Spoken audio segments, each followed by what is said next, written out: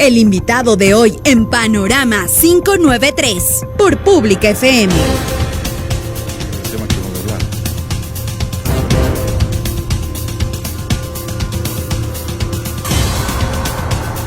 Seguimos adelante, vamos a recibir a nuestro invitado. A propósito, el gobierno ya envió una propuesta a la Asamblea Nacional y pues hemos invitado al experto en estos temas para que nos hable acerca de la crisis energética que está atravesando el país, ventajosamente hasta el 1 de enero del próximo año, es decir, unos pocos días más estaremos sin cortes de energía eléctrica. Usted que es el experto, ¿qué nos puede decir? ¿Qué dice al sector que representa? Un gusto tenerlo acá en Pública FM y pues ¿cuáles han sido las problemáticas que ha vivido pasando nuestro país? No se preveyó, como decía el exministro, ¿qué está sucediendo en estos temas? Bienvenido a Panorama 593. Bueno, muchísimas gracias por la invitación. Para mí es un honor. Me quiero presentar a todos los radioaudientes, a los televidentes. Mi nombre es Eduardo Rosero. Yo ejerzo el cargo de presidente de la Asociación Ecuatoriana de Energía Renovable y Eficiencia Energética. El sector privado ve con bastante angustia justamente este tema de la crisis energética. Nosotros avisoramos un año antes que justamente se necesitaban acelerar algunos procesos, tanto los de contratación pública como la dinamización del sector energético privado para que justamente en este estiaje, en esta falta de recursos hídricos para la generación, no tengamos que tener los famosos racionamientos de energía, estos apagones inesperados por inestabilidad de la red, y creemos que hay algunas alternativas que son sumamente eficaces tanto en el tiempo como en los recursos económicos. Se han hablado de algunas soluciones muy puntuales como es la generación térmica de emergencia. No fue posible contratar en el mes de octubre y en el mes de noviembre un monto de más o menos aproximadamente 400 megavatios en generación térmica que pueda paliar directamente a esta crisis. El gobierno ha sacado un nuevo proceso de licitación que se terminó el día de ayer, la convocatoria para presentación de propuestas de interés por parte de la empresa privada. Pero no obstante, hay algunas otras soluciones que se pueden... ¿Cuáles serían estas soluciones? A propósito, hay algunas inquietudes, gracias a la gente que lo está haciendo a través de nuestro WhatsApp, 099-5036-886. Hay varias preguntas de Quito, de Guayaquil, de Ambato, saludos en Guaranda también, donde tenemos una amplia sintonía. Respecto a este tema, es muy importante saber escuchar. Yo creo que cuando uno está ocupando un lugar muy importante hay que saber escuchar y saber ver lo bueno y lo malo. Como parte del Colegio de Eléctricos del Ecuador, es muy importante también escuchar a quienes conocen de estos temas. Sí, sobre todo que la economía energética es totalmente diferente o complementaria a solamente una economía eléctrica.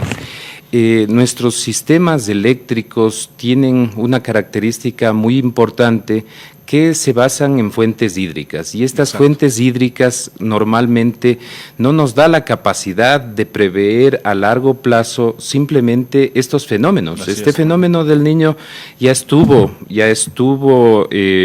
planificado desde el año pasado y no se tomaron en esa época correctivos suficientes como para poder tener una generación térmica que ya no sea solamente adicional, sino que pueda abastecer justamente la falta de generación pública. Ahora, poniendo en contexto, justamente en el mes de septiembre, octubre, noviembre y este mes de diciembre, los requerimientos energéticos que nosotros hemos tenido hacia Colombia. Nosotros normalmente a través de nuestro sistema eléctrico hemos inclusive exportado cantidades moderadas que no son tan excepcionales, pero hemos exportado. Pero se vendió esa imagen de que antes exportábamos, de que sí, se vendió esa imagen. Eso también es parte de la comunicación estratégica. Es parte de la comunicación estratégica, pero aquí tenemos una distorsión económica terrible. Mientras nosotros, cuando tenemos excedentes de energía, vendemos a Colombia a un promedio de 4 o 5 centavos cuando nosotros requerimos energía del sistema colombiano. Ellos no nos venden a esa misma proporción, claro, sino que es, en términos generales, en el 2021 se vendió a 25 centavos y ahora en promedio se llegó a 30, 35, 40, es alto, picos hasta 60, son 12 veces más el valor que nosotros vendemos por exportación de energía. Entonces, esas inequidades, 12 veces, es decir, son 12 veces más energía la que requerimos nosotros exportar para importar el mismo monto. Ahora, ingeniero, estos datos son muy importantes y la gente que nos está escuchando está captando de mejor manera, porque sí, hay que hablarle de un lenguaje coloquial a la gente para que vaya entendiendo. Exacto. ¿Cuánto está perdiendo el país en esta crisis energética por no preverse? Porque había de pronto otras soluciones que eran más adecuadas, pero lamentablemente, como se dice, pues porque no llueve, no podemos estar esperando. Ahora ya tenemos la tecnología para utilizarla y para prever, porque pierde mucho, sobre todo en esta época, Navidad, de fin de año, la gente está volviendo pues a encender las luces de los árboles y todo lo demás, pero sí, mucho se depende del internet. Hay algunas denuncias inclusive que nos están llegando de Ambato de que se han dañado por los cortes de energía los electrodomésticos. Así es, así es. Creo que el cálculo está totalmente subestimado sobre las pérdidas, tanto en el sector comercial. Estamos en una época de venta de justamente casi un 30 o 40% de las ventas normales de todo el año. La mejor época del año es la época de noviembre y diciembre, que se está preparando para la Navidad. Aparte de eso, las pérdidas que tiene el sector industrial, porque si tiene que parar 2, 3 horas, eso significa ingentes recursos porque se tiene que seguir pagando al personal y si no se puede continuar con la línea de producción, es lo mismo. Viene el tema de facturación, viene el tema de que se dañan los productos a veces que no están congelados. Sí, sí, va a pegar en algunos puntos del PIB toda esta crisis energética, además de que el costo para el país va a superar, hay estimaciones que dicen sobre los 800 millones de dólares de sobrecosto para el sector eléctrico. Si tomamos en cuenta, y esto es muy importante que sepa la ciudadanía, porque es una de las partes de los ejes claves, el monto que nosotros pagamos dentro de la tarifa eléctrica no cubre los costos de generación, distribución y transmisión. Normalmente el costo del kilovatio hora normalizado debe estar en condiciones normales, no hablemos de esta crisis con estiaje, debe estar sobre los 16 centavos de dólar, y nosotros como usuarios finales del sistema estamos pagando más o menos entre 10, 12 centavos de dólar por kilovatio hora. Los industriales inclusive tienen una reducción aún mayor, ellos pagan mucho menos, pero el país realmente tiene un déficit en términos ya generales, claro, de 1.200 millones de dólares sobre una recaudación de 2.000. Es decir, el costo del sistema eléctrico es de 3.200 y las distribuidoras a través de sus clientes solamente recaudan unos 2.000, 2.100 millones de dólares de todos sus clientes, tanto residenciales, comerciales como industriales. Ahora, ingeniero, se mandó esta propuesta a la Asamblea. ¿Usted ha logrado ya revisar los artículos, lo que contiene? ¿Cuál sería la recomendación? Porque también los asambleístas deben dejarse guiar de los expertos en estos temas. Sí, nosotros hemos revisado, inclusive de forma preliminar, antes de que se envíe, hemos hecho algunas aportaciones sobre esta propuesta de ley urgentísima, que para nosotros lo vemos como una buena posibilidad de tratar estos temas. Uno de los aspectos claves es que el sector privado normalmente es mucho más eficiente en la parte de generación que el sector público. Si vemos, claro, no vamos a comparar un proyecto tan grande como Coca-Cola Sinclair, que el privado tendría muchos impedimentos de inversión sobre un proyecto que tan grande, sí, tan grande y que tal vez en su momento fue sobrevalorado con sobrecostos, pero sí puede intervenir en proyectos mucho más pequeños. Y en eso esos proyectos mucho más pequeños hay una eficiencia total del Estado. Si comparamos, por ejemplo, en el caso de proyectos grandes llevados a cabo por la Corporación Eléctrica, que es el Toachi Pilatón, ya tenemos 10 años de retraso, un sobreprecio de 3 veces del proyecto, y no estamos generando para cubrir los costos de financiamiento. Ese es, creo que, uno de los peores ejemplos de inacción pública frente a los cuales... Ineficiencia total. ¿Cuánto pierde el país? ¿Cuánto está perdiendo? Y la corrupción que eso ha generado también. Y los casos de corrupción que ha generado. Pero frente a la oferta que puede ser una generación privada eficiente, ya los últimos procesos públicos de selección fueron súper innovadores y muy llamativos en precios. Estamos más o menos con tecnología renovable, intermitente, sobre los 5 centavos de dólar. Por ejemplo, la solar fotovoltaica, la eólica, está compitiendo ya hombro a hombro con la generación hidroeléctrica, que nosotros siempre pensamos era la más barata de todas las generaciones. Y esto es súper importante porque ya el sector privado puede aportar de una manera efectiva en sistemas de distribución, en sistemas de transmisión, poca generación, pero que todo aumenta la resiliencia de nuestro sistema. Y justamente en muchas ocasiones se hablaba que, claro, no necesitamos, por ejemplo, energía solar, porque cuando necesitamos energía es también en las noches. Ahora, los apagones no son en las noches, obviamente por los temas de seguridad que tiene el país, pero contribuiría enormemente esta generación... Energía solar, energía fotovoltaica. Exacto. Hemos traído unos cuadros. ¿Qué nos puede decir respecto a estos temas comparativos del tema eléctrico? Ustedes que manejan cifras y que la ciudadanía debería conocer. Vemos ahí la empresa eléctrica Quito para un poco graficar lo que está pasando actualmente, ingeniero. Sí, un poco aquí nosotros lo que hicimos fue, o mejor dicho, estos gráficos son tomados de una exposición del gerente de la empresa eléctrica Quito, en los cuales vemos cuánto déficit de energía hemos tenido en el año pasado, desde marzo del 2022 hasta septiembre del 2023. Y vemos montos terribles que nos duele muchísimo. Nos duele muchísimo porque nosotros podemos ofertar energía muchísimo más barata. Ahora, desde el mes pasado, se aprobó una regulación de generación distribuida. ¿Eso qué quiere decir la generación distribuida?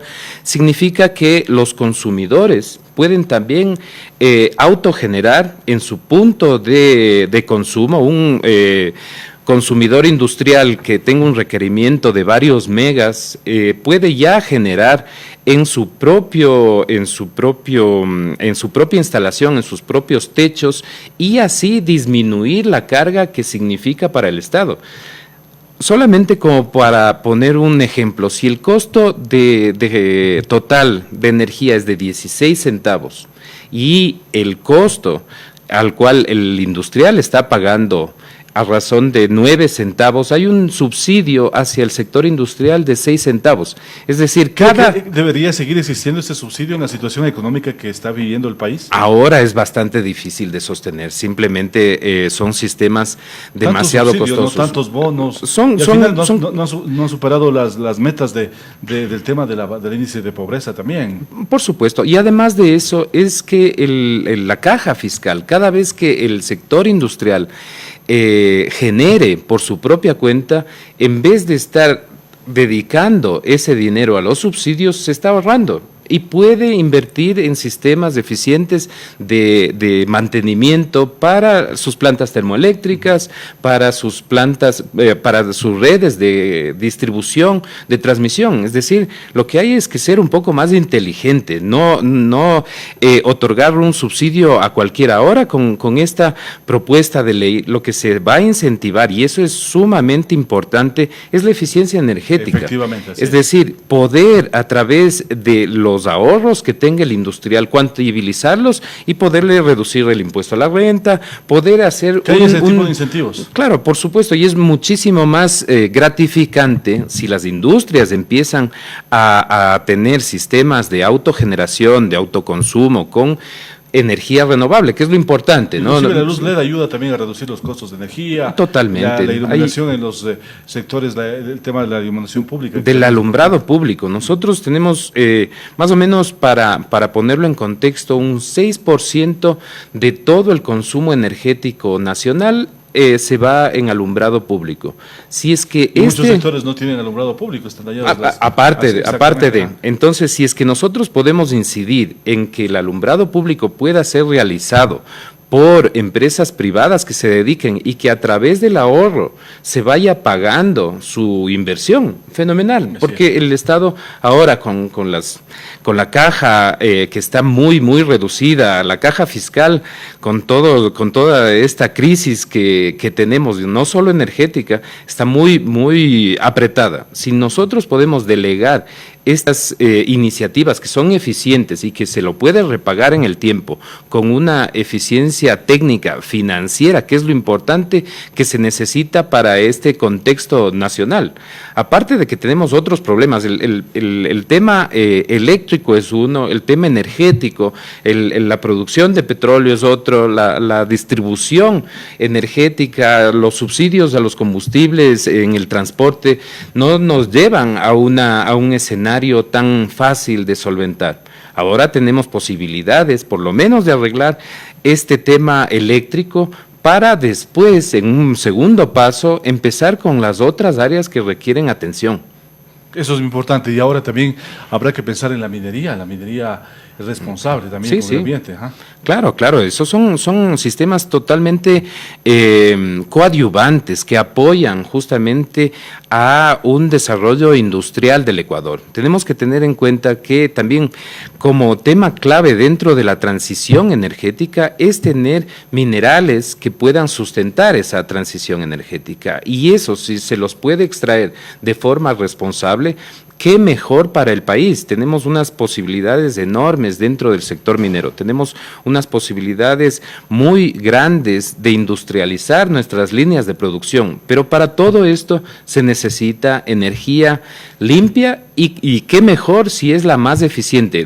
La ventaja que tiene ahora el Ecuador es que somos ya tan competitivos. Justamente la semana pasada estuve dando una charla en Perú, en Lima, en la cumbre solar y de almacenamiento. Ellos envidiaban nuestras regulaciones que teníamos y que habíamos trabajado durante algunos años, porque justamente estas permiten el ingreso de sistemas que ya son eficientes. Imagínense si todos esos recursos que se invirtieron en la refinería del Pacífico hubieran servido para hacer y no tener esos problemas. Eso es un tema muy sensible. Yo creo que justamente, como lo habíamos anotado, ¿no? ¿Qué tan valioso es hacer buenas inversiones en su tiempo? Si yo tengo lo más fácil de poner como analogía es el taxi.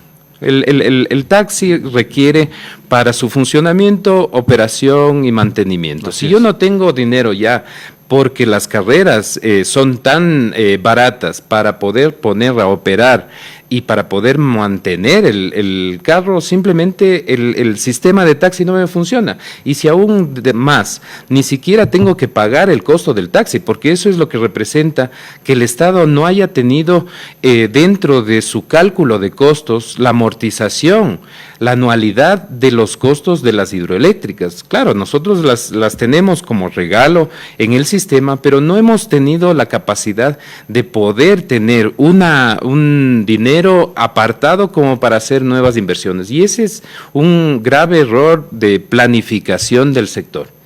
El gobierno ahora tiene la posibilidad y lo está transparentando dentro de esta propuesta, que el esquema de costos, cómo se debe calcular la estructura del costo tarifario, también incluya esa anualidad para los nuevos sistemas, y que simplemente se pueda competir en un libre mercado el más eficiente, el más económicamente y técnicamente disponible, pueda competir con los sistemas monopolizados por el Estado y que no han servido para un gran desarrollo energético. Ingeniero, nos están pidiendo algunos datos de varias provincias y también algunos asambleístas que están en sintonía de Pública FM. Sí, valdría la pena un poco para darle charlas, conferencias, sobre todo con la academia también, respecto al tema eléctrico que está viviendo nuestro país por la falta de previsiones y la falta de inversiones en su debido tiempo. Claro, con todo gusto, con todo gusto. Nosotros sí, estamos con algunos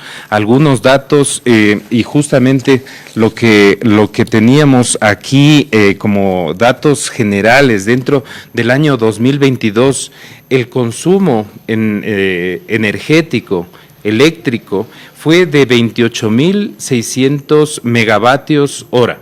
Eso significa, gigavatios hora, que es 1000 veces más que los megavatios. Esta tendencia ha ido creciendo durante los últimos años. Claro, en el año 2021 y 2022, 2021 y 2022, todo el crecimiento de la demanda fue ralentizado por justamente la crisis de la pandemia. Así es.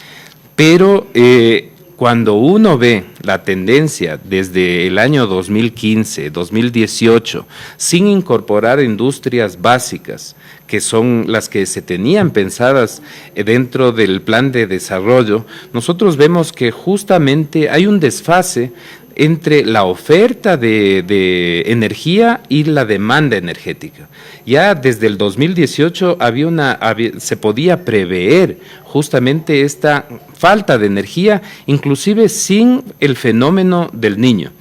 ¿Y qué es lo que tenemos ahí? Desde el 2018, 2019, no se ha incrementado en la proporción que se tenía que incrementar. Dentro del Plan Maestro de Electricidad se preveía la incorporación de varios sistemas y todos esos han tenido un retraso. Es súper